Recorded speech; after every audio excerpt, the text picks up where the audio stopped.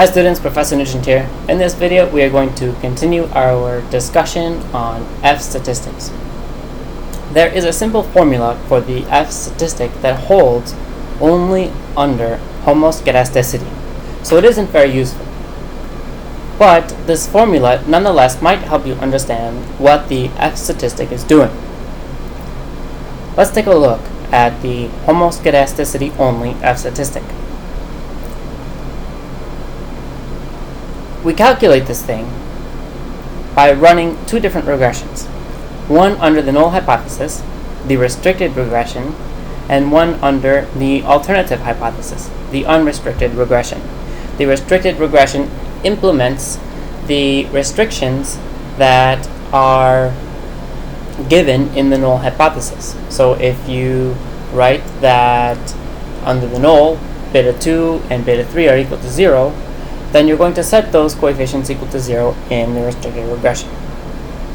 You'll compare the fits of the regressions using the R squared, and if the unrestricted model fits sufficiently better, you can reject the null. And we will use the homoskedasticity-only F-statistic to reject that null hypothesis, comparing it to a critical value. Let's look at an example. Let's ask, are the coefficients on STR and EXPN 0? In other words, this is testing the null hypothesis that beta STR is equal to beta EXPN. It's equal to 0. We're going to test this null hypothesis. We have an unrestricted regression, which includes all of the variables, and then a restricted regression, which sets the coefficients in the null hypothesis to their null hypothesized value, which is 0. And so if you set the coefficient equal to 0, that essentially cancels out that term. So the number of restrictions under the null hypothesis is equal to 2, because we are assuming that two coefficients are equal to 0. And the fit will be better in the unrestricted regression because we have more variables in the unrestricted regression, but by how much must the R squared increase for the coefficients on EXPN and BCTEL to be judged statistically significant is the important question, and that's where the homoskedasticity-only F-statistic comes into play. Here is the simple formula for the homoskedasticity-only F-statistic. In the numerator, you take the difference of the R squared in the unrestricted regression and the R squared in the restricted regression, divide by Q, where Q is the number of restrictions under the null, all over 1 minus R squared of the unrestricted regression divided by N minus K minus 1, where N is the sample size, K is the number of regressors in the unrestricted regression, and minus 1.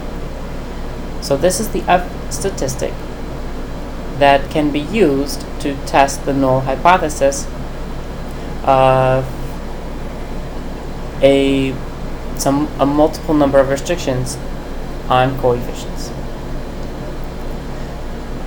Now, the bigger the difference between the restricted and unrestricted R squares, the larger, the greater the improvement in fit by adding the variables in question, and therefore the larger is going to be the homoskedasticity-only F. So the larger is this difference here, the larger is this difference between R squared unrestricted and R squared restricted, the greater is going to be our F statistic. And if adding those variables to the unrestricted regression adds a lot of information in explaining the variance of the outcome variable and explaining the variance of the dependent variable, then we're going to have a large F statistic, so large that it may be larger than the critical value, and we'll be able to reject the null hypothesis that the coefficients on those variables are equal to 0. Let's continue with this example.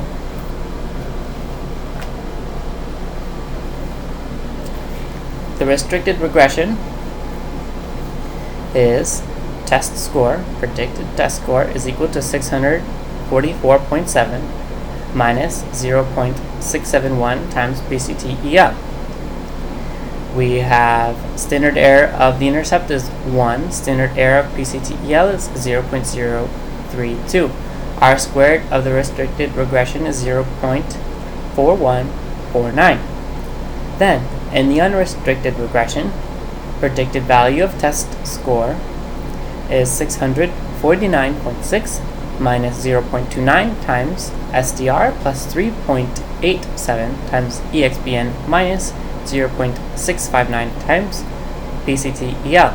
Standard error of the intercept is 15.5. Standard error of the student-to-teacher ratio is 0.48. Standard error of the coefficient on EXPN is 1.59. Standard error on the coefficient on PCT-EL is 0.032. The R squared of the unrestricted regression is 0.4366. We have 3 regressors in our unrestricted regression. Count them. 1, 2, 3. Okay, so K is equal to 3. And we have 2 restrictions because we have set the coefficients on student-to-teacher ratio and EXPN equal to 0 in the restricted regression. So Q is equal to 2. Now we can plug in this information. R squared unrestricted is 0.4366. R squared restricted is 0.4149. 2 restrictions. Again, R squared unrestricted. Sample size is 420. There are 3 regressors in total, minus 1. And we get that the homoskedasticity-only F statistic is 8.01. Note that if we tested this using the heteroskedasticity robust F, we would get 5.43, which is quite a bit smaller. So if we see heteroskedasticity in our data, we would not be able to use this statistic. But it is useful to look at what's going on with the F statistic. So the homoskedasticity-only F statistic rejects when adding the 2 variables increased the R squared by enough. That is, when adding the 2 variables improves the fit of the regression by enough. And that's what we saw in the last, in that example, that the R squared was increased by enough from the 2 variables so that the F statistic rejected the null. If the errors are homoskedastic, then the homoskedasticity-only F statistic has a large sampling distribution that is chi-squared over Q, and so we can use this F statistic and compare it to the critical values as we would normally with the F statistic. But if the errors are heteroskedastic, the large sampling distribution of the homoskedasticity-only F statistic is not distributed chi-squared over Q.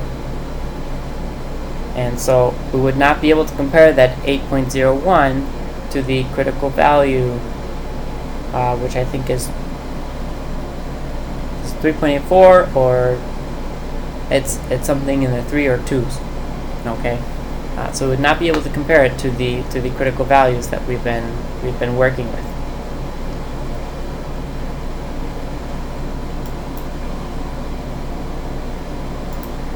Alright, and folks, that is it for the homoskedasticity only F-statistic.